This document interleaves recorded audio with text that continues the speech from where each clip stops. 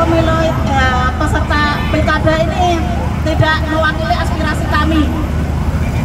Menolak sistem politik yang hanya melayani kepentingan elit dan tidak mendengarkan rakyat. Sebagai bentuk protes, kami akan menggunakan hak suara kami dengan cara mencoblos semua pasangan calon di surat suara. Ini adalah simbol perlawanan kami terhadap pilkada yang hanya memberi pilihan semua dan tidak berpihak kepada rakyat. Meskipun secara hukum suara golput tidak mempengaruhi hasil pilkada, kami yakin bahwa tingginya jumlah suara-suara tidak sah akan menunjukkan bahwa gubernur terpilih tidak mendapatkan legitimasi yang kuat dari rakyat. Ini akan menjadi pesan tegas bahwa rakyat tidak percaya dengan proses pilkada yang sudah dikuasai oleh elit, bukan oleh rakyat. Jakarta, 23 September 2024, Jaringan Rakyat Miskin Kota. Sebagai pedagang reseller GoPK, menolak semua program-program Ancol, dan kita hidup di Ancol dengan mandiri.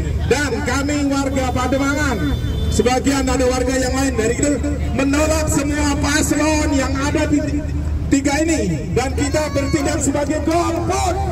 Coblos 3. Lalu ada teman-teman dari Kampung Bayam yang sampai hari ini belum bisa masuk ke Kampung Susun karena pemerintah tidak segera memberikan akses kepada warga untuk bisa masuk, padahal sudah ada penetapan melalui SK Wali Kota bagi calon penghuni warga Kampung Bayam. Lalu ada Kampung Akuarium yang pembangunan Kampung Susunnya tidak juga segera dituntaskan. Padahal ada hak bagi anak-anak untuk bisa mendapatkan ruang publik. Ada hak bagi anak-anak untuk bisa mendapatkan ruang bermain. Tapi pembangunan itu tidak terjadi sampai hari ini.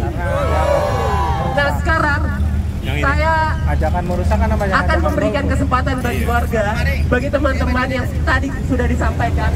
Tapi sebelum itu, mari kita menyanyikan dulu lagu Indonesia Raya. Teman-teman, saya perwakilan dari Kampung Bayam. Dengan ini saya menyatakan kalau saat ini kami dari Kampung Bayam, semua warga akan tidak mendukung salah satu dari paslon yang ketiganya ini. Karena kami beranggapan warga Kampung Bayam itu sudah skeptis dengan pemerintah, maupun siapapun pemerintahnya, kami anggap belum bisa menyelesaikan masalah kami. Yang seharusnya kami sudah bisa menempati Kampung Susun Bayam, cuma hanya karena prosedur pemerintah yang tidak pernah berpihak kepada kami, yang hanya berpihak kepada BUMD.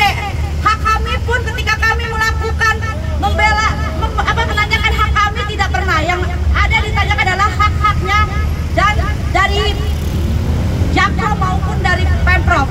Keinginan kami hanya dikasih cuma kalau memang tidak mau ikutin apa yang menjadi kehendak pemerintah saat ini, kita seolah-olah diintimidasi selamat bertemu di pengadilan. Padahal kami semua hanya tinggal menerima kunci dan masuk, dan sesuai dengan SK penetapan yang dikeluarkan oleh wali kota sebagai kami calon penghuni, sampai saat ini tidak dilaksanakan. Dan sekali lagi saya terus berkata, kami Kampung Bayam memang sudah skeptis dengan pemerintah. Tidak ada yang bisa dipercaya di pemerintah ini. Terima kasih.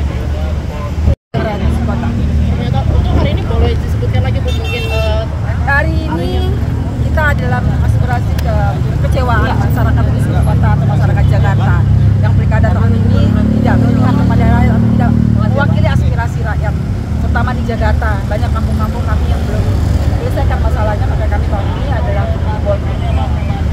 golputnya itu caranya seperti apa? Kalau Datang ke TPS tiga-tiganya. oh tapi tetap datang berarti ya, karena kan kemarin KPU bilang kalau sampai golput itu bisa ada pidananya tuh, tapi ibu tetap menggunakan hak pilih berarti ya? Hak pilih kan di dalam itu kan tidak memaksa, kita hanya mengajukan sebagai protes rakyat. Pilkada adalah momen penting bagi rakyat untuk memilih pemimpin yang mampu mengelola kota dengan baik dan mendengar suara rakyat, terutama warga miskin kota. Seharusnya pilkada menjadi ajang adu gagasan dan misi, di mana rakyat bisa memilih pemimpin yang mampu menyelesaikan masalah seperti warga Kampung Bayam, yang masih terhambat aksesnya ke kampung susun, warga kampung Gang Lengkong yang terancam digusur oleh perusahaan, dan pedagang kecil di Ancol yang menghadapi ancaman pencabutan izin usaha mereka. Namun harapan itu tipis melihat apa yang terjadi di Pilkada Jakarta 2024. Alih-alih menjadi ajang demokrasi yang sehat, Pilkada Jakarta malah jadi permainan politik para elit partai-partai yang seharusnya memunculkan banyak calon untuk rakyat, justru membentuk koalisi besar di belakang satu calon. Mencegah munculnya calon potensial lain, Pilkada akhirnya hanya jadi alat bagi elit untuk menegakkan kekuasaan, bukan untuk memperjuangkan kepentingan rakyat kecil. Kebutuhan dan masalah rakyat